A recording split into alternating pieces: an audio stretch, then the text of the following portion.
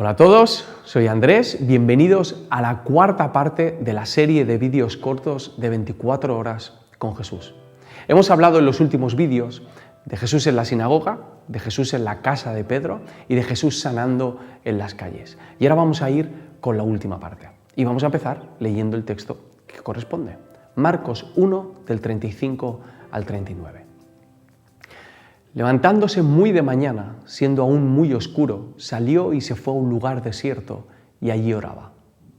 Y le buscó Simón y los que con él estaban. Y hallándole le dijeron: todos te buscan.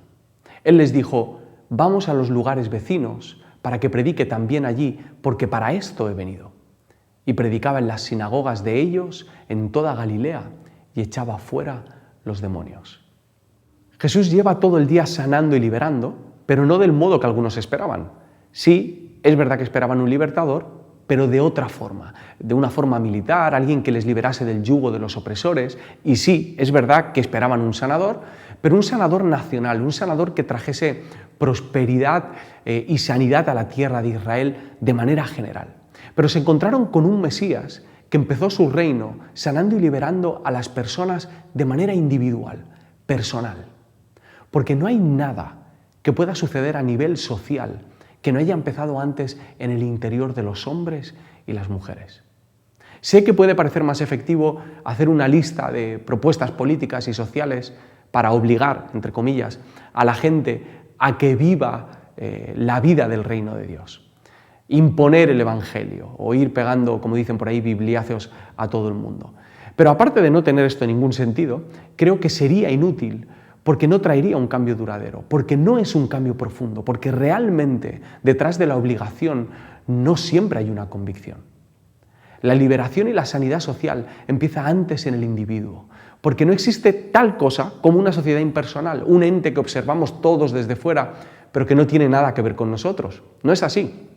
Cuando hablamos de la sociedad, hablamos de personas, y nuestra sociedad es el reflejo de lo que somos, de lo que hay en nuestro corazón y de quiénes somos realmente.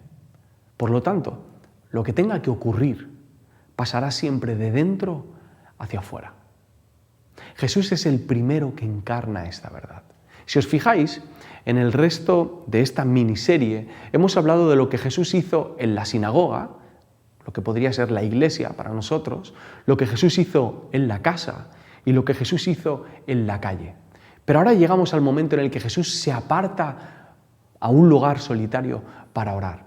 Porque lo que ha ocurrido a nivel social, lo que ha ocurrido en la sinagoga, en la casa y en la calle, está conectado con lo que ocurre cuando Jesús está solo. Particularmente cuando Jesús está solo con Dios. No podemos esperar un cambio en nuestra iglesia, ni en nuestra casa, ni en nuestra calle, si no ha ocurrido antes en nosotros. No podemos esperar una manifestación del poder de Dios ni en la iglesia, ni en la calle, ni en la casa, si nosotros no estamos conectados. No podemos esperar un avivamiento fuera si no ha ocurrido un avivamiento dentro. Cuando no entendemos esto, nos enfrentamos a un problema. Y es que empezamos a forzar.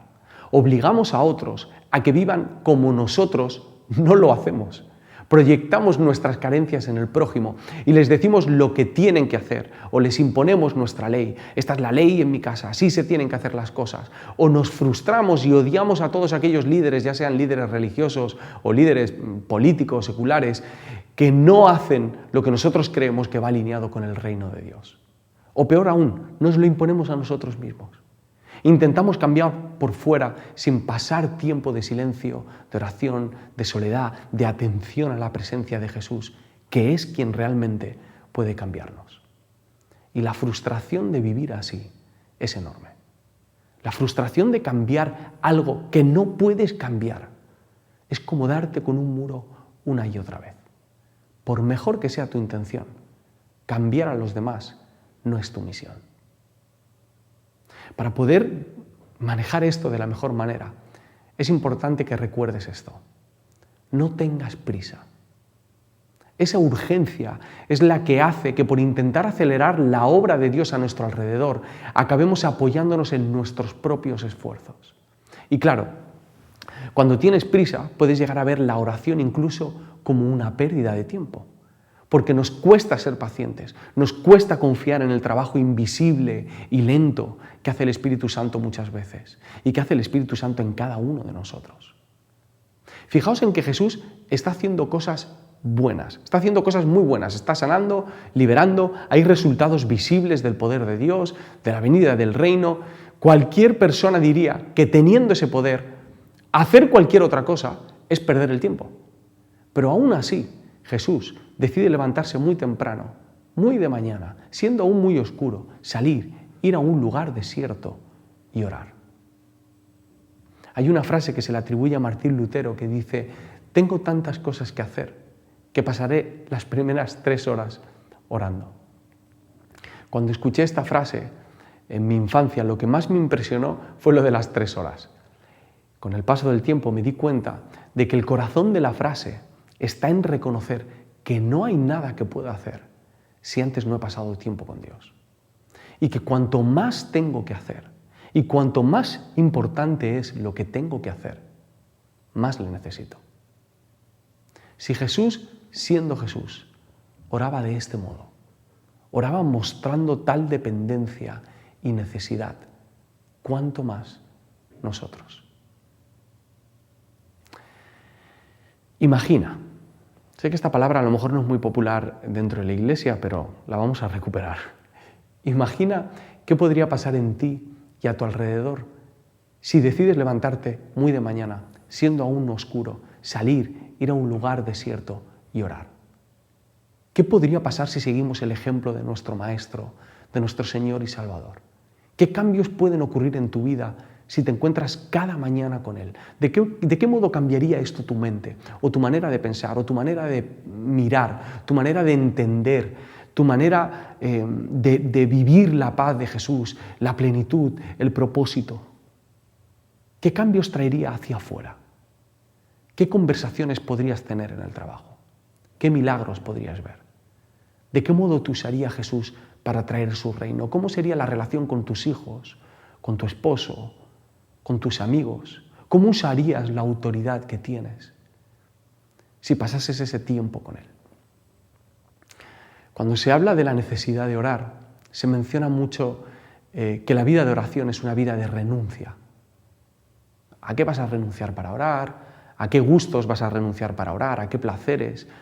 ¿Cuánto tiempo vas a dejar a un lado para orar? Y no digo que esto no sea así, pero a mí me gustaría darle la vuelta a esa pregunta. ¿A qué estás renunciando cuando no oras? ¿A qué renuncias cuando no oras? ¿A qué tipo de vida, de paz, de alegría, de ambiente, de sanidad, de transformación estás renunciando cuando decides no orar? Hay algo que Dios quiere hacer en tu vida, hay algo que Dios quiere hacer a tu alrededor, pero empieza por ti. Y orar en un lugar desierto cada mañana es una gran manera de empezar. Que Dios os bendiga.